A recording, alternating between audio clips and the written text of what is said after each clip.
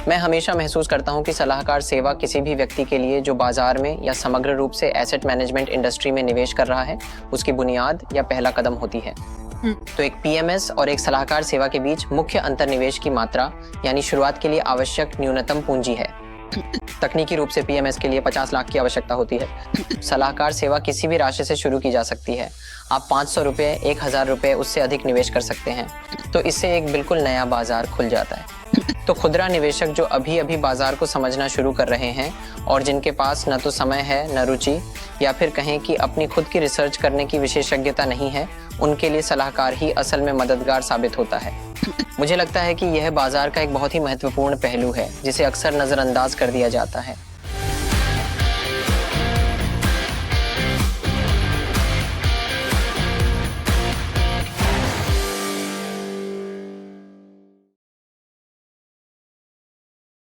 नमस्कार और स्वागत है मार्केट पिलर्स अनकवर्ड में। यह वह सीरीज है जिसमें हम आपको भारत के उन नेताओं से शक्तिशाली जानकारियां दिलाते हैं जो वित्तीय इकोसिस्टम को आकार दे रहे हैं। हमारे आज के मेहमान हैं संकर्ष चंदा। वे सावर्ट के संस्थापक और सीईओ हैं, जो एक अगली पीढ़ी की निवेश सलाहकार कंपनी है जिसे वास्तव में आर्टिफिशियल इंटेलिजेंस या एआई द्वारा समर्थित और संचालित किया गया है। आज की चर्चा में हम बात करेंगे कि निवेश सलाहकार सेवा के रूप में कैसे विकसित हो रही है और भारतीय अर्थव्यवस्था का दृष्टिकोण क्या है, लेकिन यह दृष्टिकोण निश्चित रूप से डेटा आधारित है। शंकरश, आज हमारे साथ जुड़ने के लिए आपका बहुत धन्यवाद। बिल्कुल, मुझे यहाँ बुलाने के लिए धन्यवाद।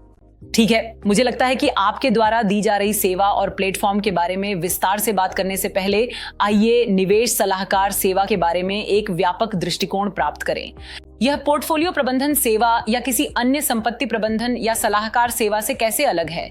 हाँ, मेरा मतलब है कि यह एक ऐसा विषय है जिसके बारे में बहुत कम बात की जाती है, लेकिन मुझे हमेशा लगता है कि सलाहकार सेवा किसी भी व्यक्ति के लिए जो बाजार में निवेश कर रहा है या पूरी संपत्ति प्रबंधन उद्योग के लिए एक बुनियादी या शुरुआती कदम है। तो एक पोर्टफोलियो मैनेजमेंट सर्विस पीएमएस और एक सलाहकार सेवा के बीच मुख्य अंतर निवेश की मात्रा का होता है। पीएमएस शुरू करने के लिए न्यूनतम पूंजी तकनीकी रूप से 50 लाख रुपए की आवश्यकता होती है। आप किसी भी राशि से शुरू कर सकते हैं। आप 500 रुपए, 1000 रुपए या उससे अधिक भी निवेश कर सकते हैं। तो ये एक पूरी नई बाजार को खोल देता है। तो खुदरा निवेशक जो अभी अभी बाजार को समझना शुरू कर रहे हैं और जिनके पास न तो समय है, न रुचि है या न ही विशेषज्ञता है कि वे खुद रिसर्च कर सकें, उनके लिए सलाहकार ही असल में मददगार साबित होता है। मुझे लगता है कि यह बाजार का एक बहुत ही महत्वपूर्ण पहलू है जिसे अक्सर नजरअंदाज कर दिया जाता है। चाहे आप बाजार में सलाहकारों की संख्या देखें या उस बाजार की गहराई देखें, इसमें बढ़ने की बहुत संभावनाएं हैं। मुझे खुशी है कि आपने यह बात कही कि सचमुच सिर्फ 500 रुपए से भी आप किसी सलाहकार के पास जा सकते हैं। अक्सर ये कहा जाता है कि मैंने अभी अभी नौकरी शुरू की है, मुझे अभी तो शुरुआती सैलरी ही मिल रही है, मुझे किसी सलाहकार के पास जाने की जरूरत नहीं है। तो क्या आपको लगता है कि इन्हीं लोगों को सलाहकार की जरूरत होती है? हाँ, बिल्कुल। जैसा कि मैंने कहा, ये 3 कारण होते हैं: समय, प्रयास या विशेषज्ञता। अगर आपके पास इनमें से कोई भी चीज नहीं है तो आपको निवेश की राशि की परवाह किए बिना सलाहकार की तलाश करनी चाहिए। और पहले लोगों के पास एक बहाना था, सही है, सलाहकार महंगे होते हैं। अगर मैं 50,000 निवेश कर रहा हूं तो मैं आपको सलाहकार के तौर पर क्या दूंगा? मेरा मतलब है आज के समय में, खासकर एआई के साथ, और सिर्फ एक अवधारणा के तौर पर नहीं, देने के लिए कुछ बचता ही नहीं है। सही है। जब सलाह को बड़े पैमाने पर हाइपर पर्सनलाइज करने का विकल्प हो और लागत भी कम रखी जा सके तो यह आज वास्तव में संभव है। ये कोई अटकल नहीं है। तो लागतें कम हो गई हैं, सेवाएं अब कहीं अधिक कस्टमाइज्ड हो गई हैं। अब यह संभव है कि आप छोटी पूंजी के लिए भी सलाहकार सेवा ले सकते हैं। हाँ, ठीक है।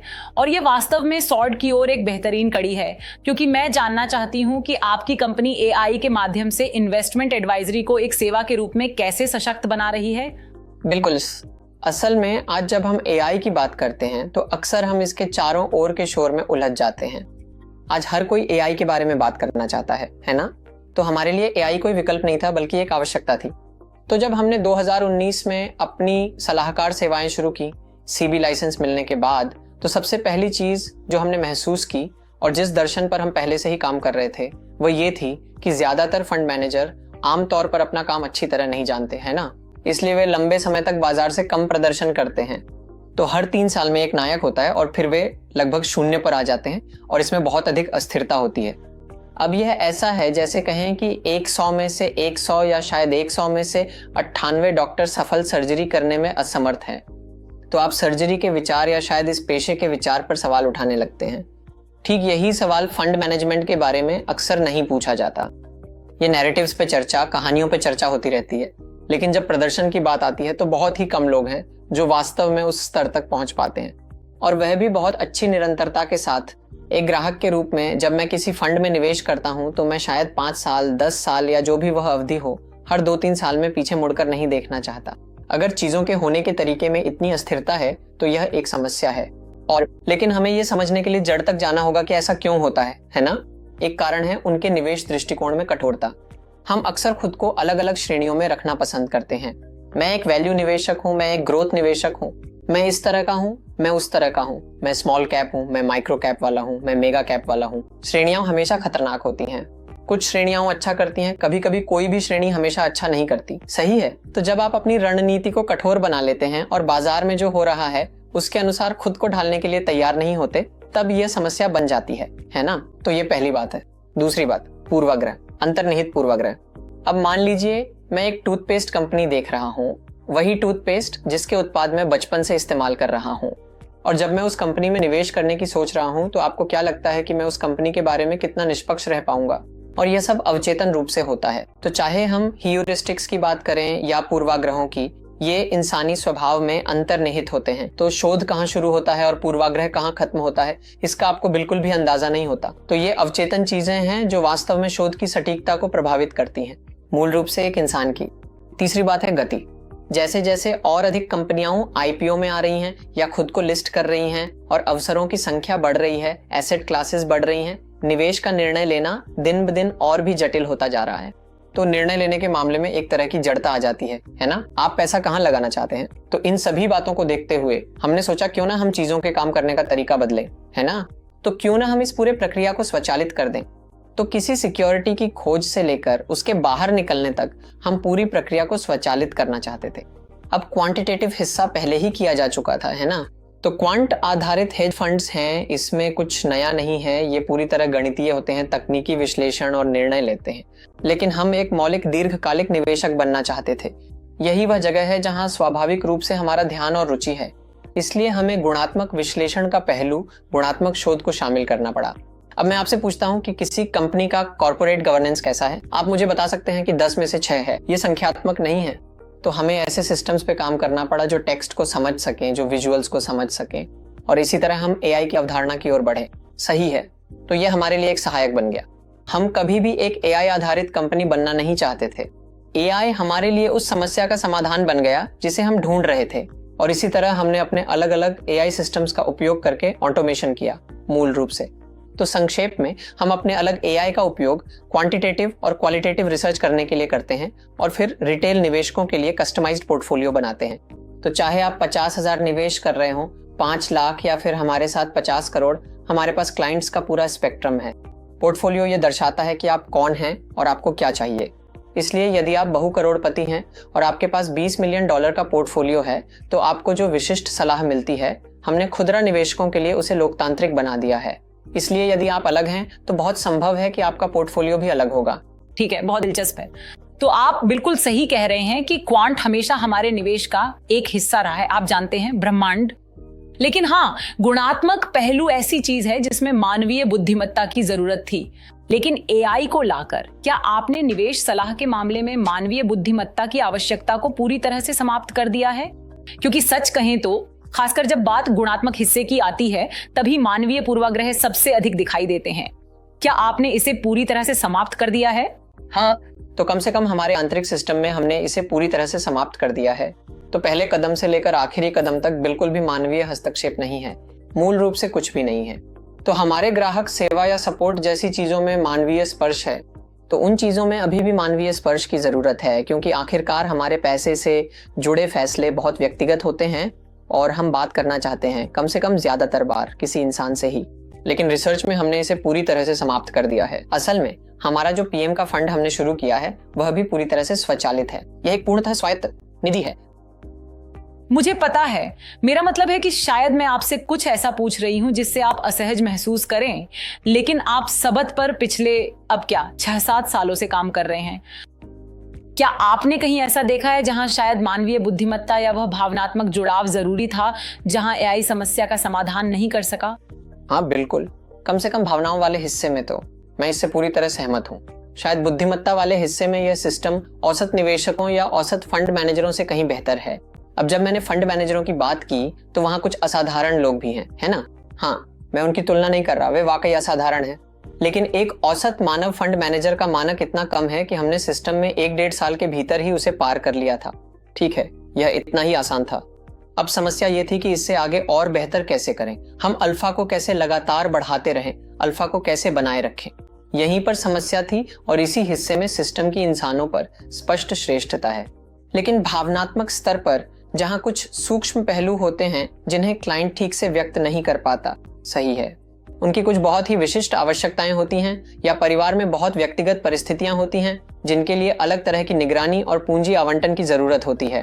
यहीं पर सिस्टम उन व्यक्तिगत पहलुओं को मिस कर देता है और ठीक इसी पर हम अभी काम कर रहे हैं।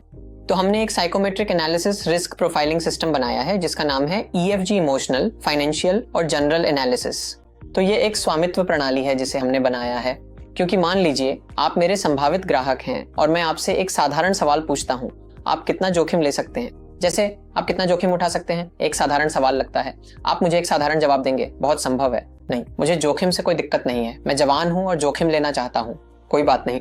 लेकिन जब बाजार 20% गिर जाता है तो आपका व्यवहार शायद आपके कहे अनुसार ना हो, सही है? तो जो आप सोचते हैं कि आपको चाहिए और जो आप वास्तव में कह रहे हैं वे बहुत अलग हो सकते हैं, सच है। और कई बार आपको खुद जवाब नहीं पता होता, इसीलिए तो आप यहाँ आए हैं। ये ऐसा है जैसे आप डॉक्टर के पास गए हो और डॉक्टर ने आपसे पूछा हो क्या आपको लगता है कि आप स्वस्थ हैं, सही है।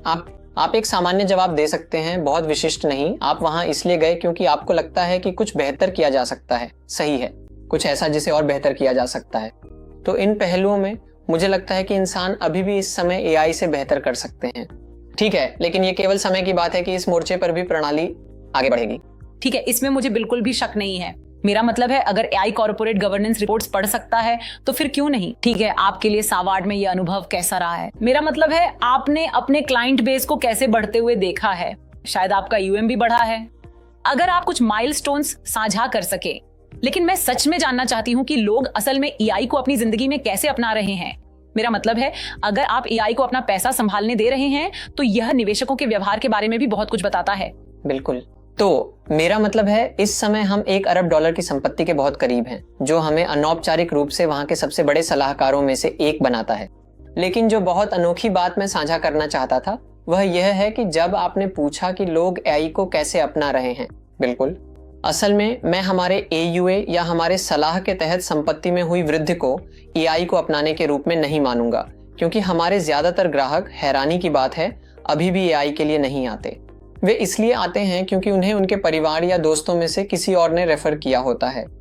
वो एक बच्चा था, बस ले लो, हाँ सही। तो ये है, जैसे कि मैंने कहा, ये भावनात्मक जुड़ाव है, सही, हाँ। इसलिए उन्हें वास्तव में इस बात की परवाह नहीं है कि हम कौन सी एआई का उपयोग कर रहे हैं। हम इसके प्रति बहुत जुनूनी हैं। ठीक है, हमें अच्छा प्रदर्शन करना होगा, हमें ये देना है। उनके लिए जो मायने रखता है वो अलग चीजें हैं।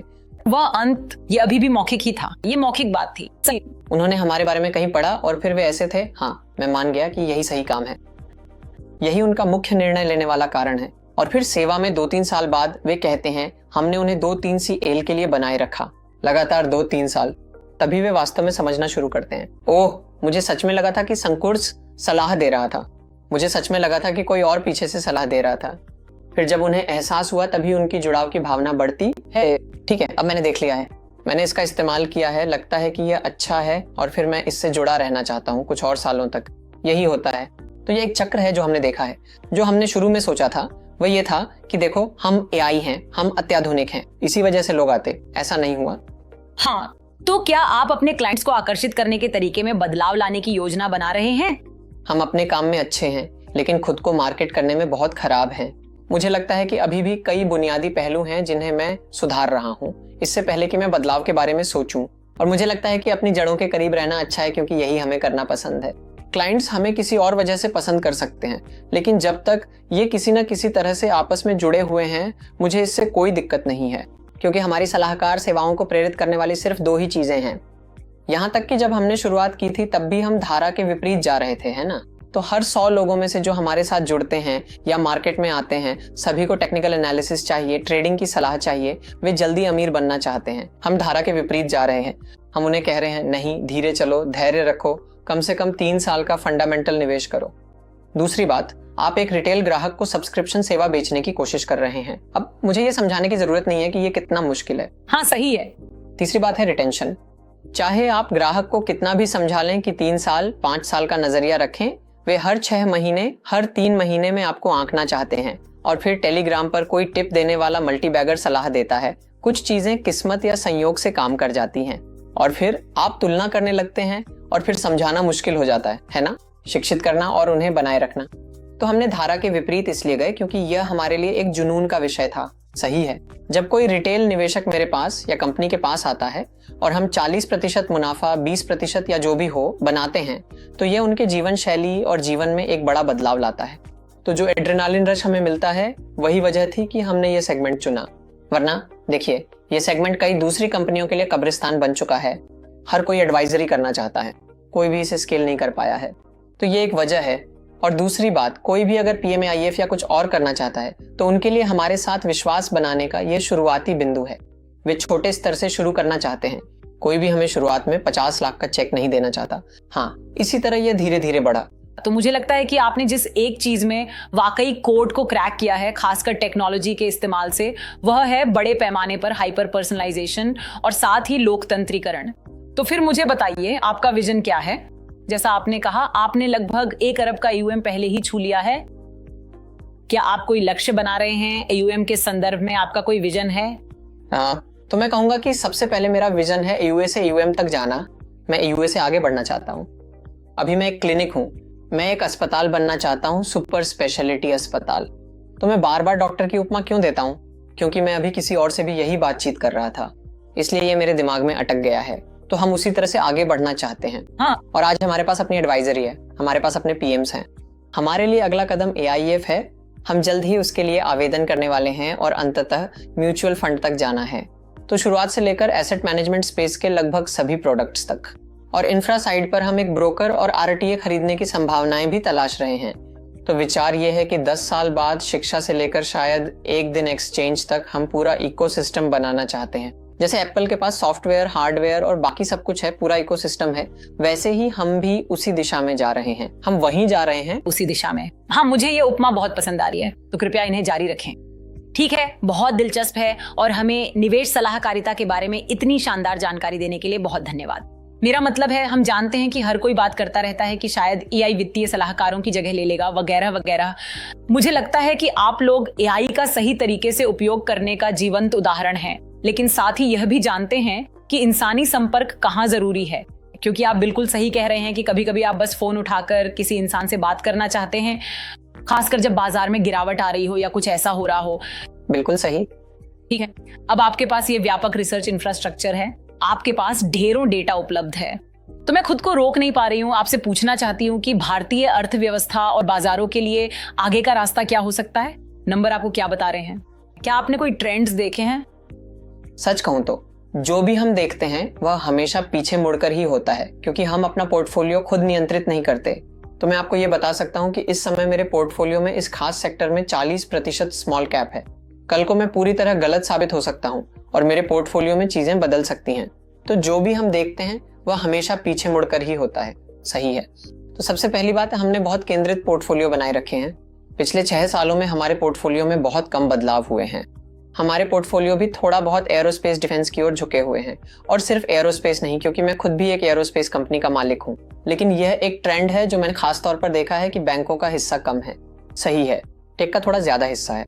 यही मिश्रण हम अपने पोर्टफोलियो में लगातार देख रहे हैं और मार्केट कैप के हिसाब से आवंटन लगभग पूरी तरह संतुलित है।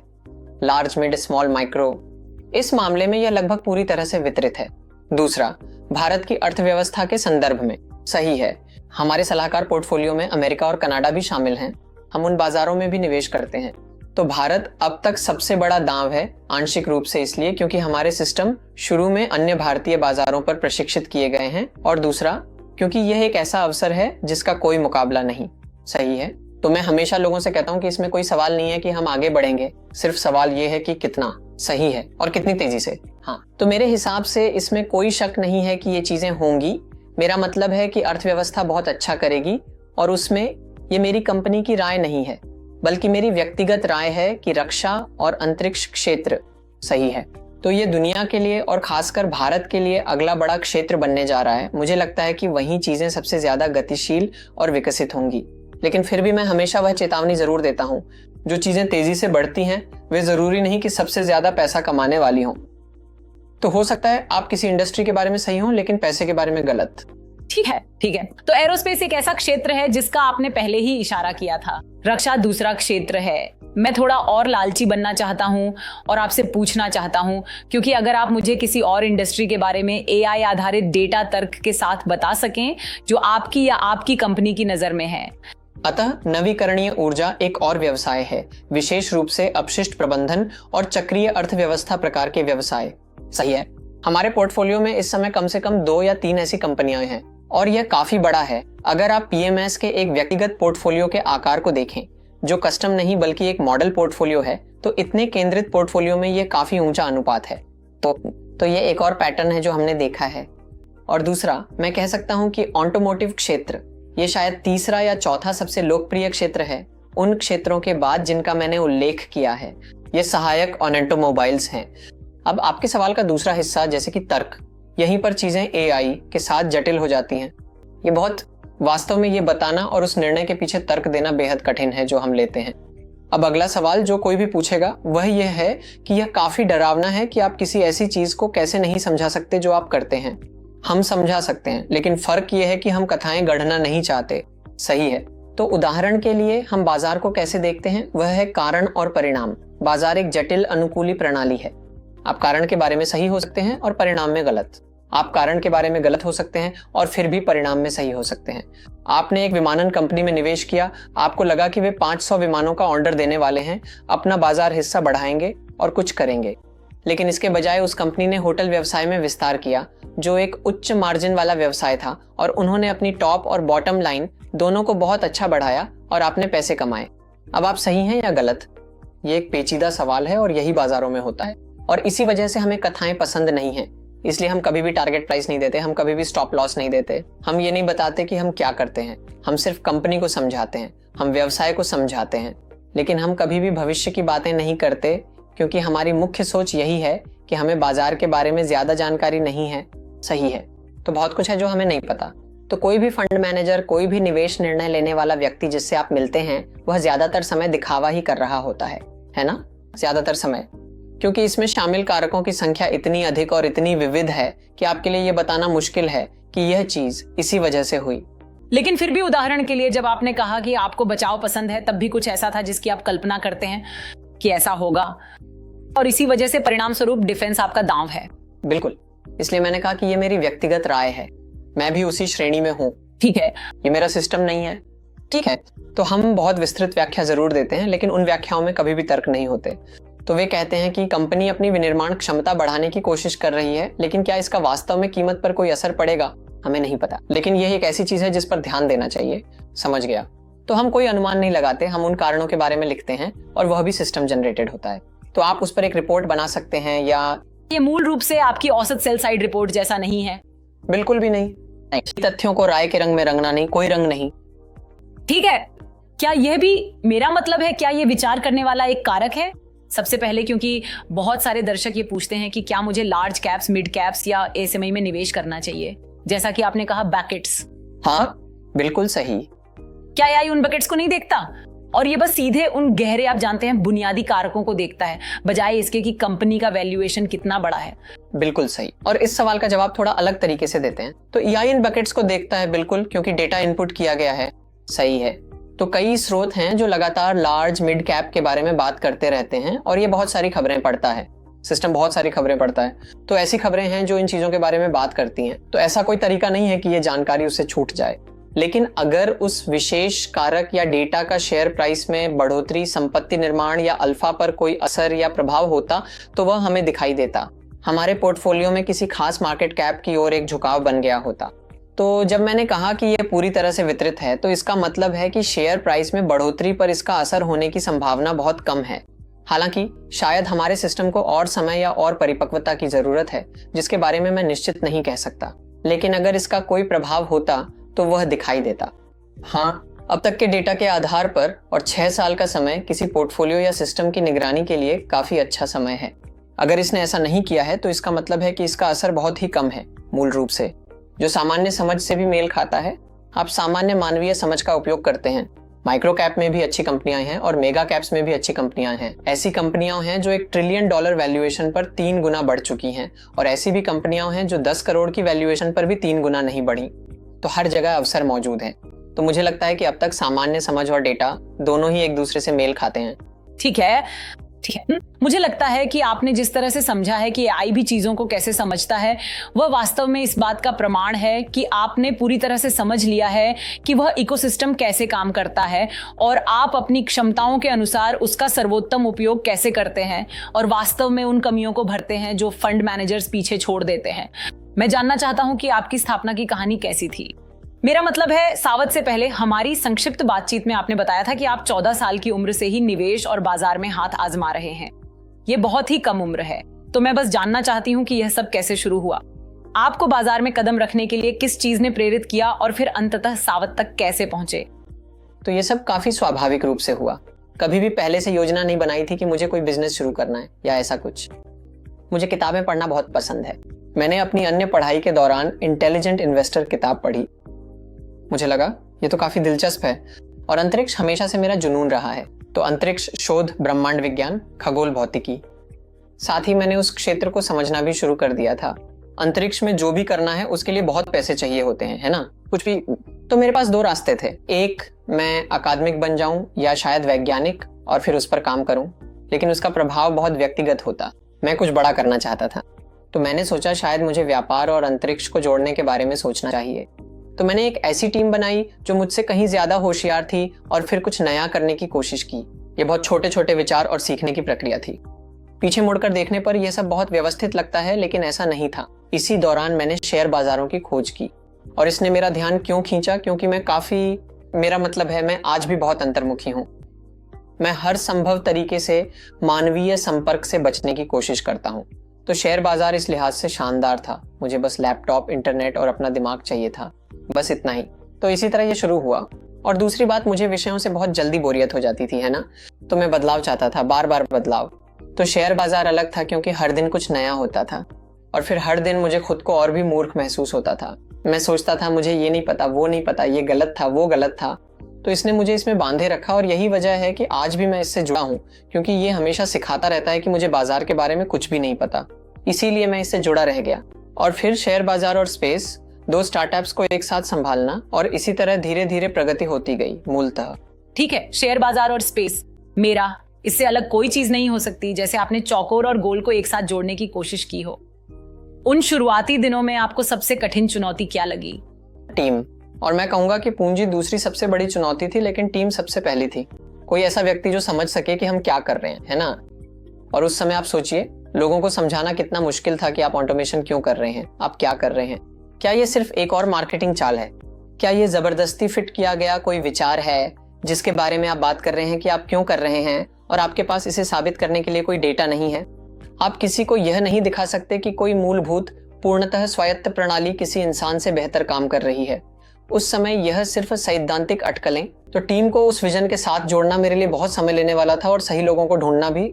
और फिर पहला क्लाइंट मिलना, ये कैसे हुआ कि किसी ने इस पे विश्वास किया जो आपने बताया सैद्धांतिक रूप से? फिर से यह एआई की वजह से नहीं हुआ था। ये इसलिए हुआ क्योंकि उस पहले क्लाइंट ने मुझे इनक्यूबेटर में काम करते हुए देखा था, जैसे कि सावी कुछ पर काम करते हुए। वे जिज्ञासा के कारण आए, पूछा, और वे मेरे दोस्त, परिवार, विस्तारित रिश्तेदार थे मूल रूप से। और उन्होंने कुछ और लोगों को बताया, और फिर पहले कुछ दर्जन लाइन स्कीम आई, और इसी तरह यह फिर से हुआ। हमारे काम से कुछ भी संबंधित नहीं था, सिर्फ जुड़ाव था।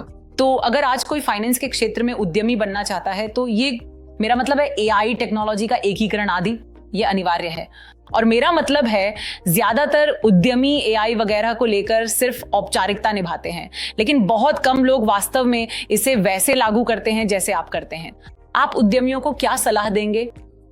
मेरा मतलब है बहुत सामान्य और व्यापक सलाह यह होगी कि ये सबसे अच्छे समयों में से एक है, या शायद तुलनात्मक रूप से स्टार्टअप शुरू करने का सबसे आसान समय है। सही है तो, या उद्यमी बनने का। यह अब भी आसान नहीं है, लेकिन पहले की तुलना में यह अपेक्षाकृत आसान है। मुझे लगता है कि शुरुआत करना सही होने या बिल्कुल सटीक उत्पाद बनाने की कोशिश करने से ज्यादा महत्वपूर्ण है। मैं हमेशा इस पर ध्यान केंद्रित करता रहा हूं कि मैं इसे परफेक्ट करूं। मुझे लगता है कि बेहतर यह है कि आप सीधे बाजार में जाएं, बाजार आपको विनम्र बनाए, बाजार से आपको फीडबैक मिले और फिर उसी के अनुसार खुद को लगातार विकसित करते रहें। सही है तो यही मैं सलाह दूंगा। मुझे पता है कि यह बहुत सामान्य सलाह है, लेकिन यह बहुत सी चीजों पर लागू होती है। ऐसा मुझे लगता है कई बार जब हम परफेक्शन के लिए प्रयास करते हैं, असल में हम बहाने भी ढूंढ रहे होते हैं कि बाहर निकलें और बस कर डालें, क्योंकि एक कहावत है, पूरा किया हुआ अधूरा से बेहतर है। मुझे लगता है कि यह बहुत समझदारी भरी सलाह है। सच में मुझे पता है कि आपको पढ़ना पसंद है, मुझे पता है कि आपको अंतरिक्ष पसंद है, तो और कौन सी चीजें हैं जो आप करते हैं जब आप इनके बारे में नहीं सोच रहे होते? मैं बहुत यात्रा करता हूँ। मुझे यात्रा करना, नए स्थानों की खोज करना बहुत पसंद है। मेरा मतलब है अगर मैं अंतरिक्ष की खोज कर रहा हूँ तो पहले मुझे यहाँ की खोज करनी होगी, यही तो जरूरत है। तो मैं काफी यात्रा करता हूँ और फिर मेरा मतलब है कि डिजाइन कला और वास्तुकला ये मेरी एक और जुनून है मूल रूप से। तो मैं कुछ खूबसूरत इमारतों को बहुत देर तक निहार सकता हूँ, बस उस खूबसूरती को महसूस करना, अपनी डायरी में नोट्स लिखना। और यह दिलचस्प है। कोई ऐसी इमारतें हैं जिन्हें हमें देखना चाहिए जो आपकी नजर में आई हो? वे कोई मशहूर इमारतें नहीं हैं, नहीं। खासकर जब भी मैं मुंबई आता हूँ, सही है, मैं उन पुराने औपनिवेशिक युग की इमारतों को देखता हूँ और उसमें कुछ है। हाँ सही है तो साउथ बॉम्बे वाला हिस्सा, बेशक और भी कई हिस्से हैं जिन्हें मैं नहीं जानता। मैं मुंबई के भूगोल के बारे में बहुत ज्यादा नहीं जानता, लेकिन वे इमारतें इतनी सोच समझकर बनाई गई हैं। सही है हाँ, तो जिस तरह से खिड़कियां बनाई गई हैं, जिस तरह से वे लगाई गई हैं, जिस तरह से उन्होंने वेंटिलेशन के बारे में सोचा है, हाँ कैसे उन्होंने इस तरह से किया, उसमें अलग अलग दृष्टिकोण हैं। कभी कभी इमारत आपको छोटा महसूस कराती है, कभी कभी इमारत आपको बड़ा महसूस कराती है और फिर आपको अंदर आने के लिए आमंत्रित करती है। आप किसी निर्जीव चीज के साथ कैसे खेल सकते हैं और उसे ऐसा महसूस करा सकते हैं, जिसे इंटरेक्टिव बना दें, यही खूबसूरती है। 100% सहमत हूँ। ठीक है तो संकर्षरा, ये बहुत ही रोचक बातचीत थी और मुझे लगता है कि मैंने बहुत कुछ सीखा है, खासकर यह कि एआई किस तरह से भूमिका निभाता है और सबसे महत्वपूर्ण बात, आप वास्तव में क्या कर रहे हैं जिससे यह सिर्फ दिखावा न रहकर हमारे निवेश के सफर में सच में एकीकृत हो सके। तो हमारे साथ जुड़ने के लिए बहुत बहुत धन्यवाद और सवाट के लिए आपको ढेर सारी शुभकामनाएं। बहुत बहुत धन्यवाद, मुझे यहाँ बुलाने के लिए धन्यवाद। मार्केट पिलर्स अनकवर्ड के एक और एपिसोड का समापन देखने के लिए धन्यवाद। नए एपिसोड के साथ लौटेंगे।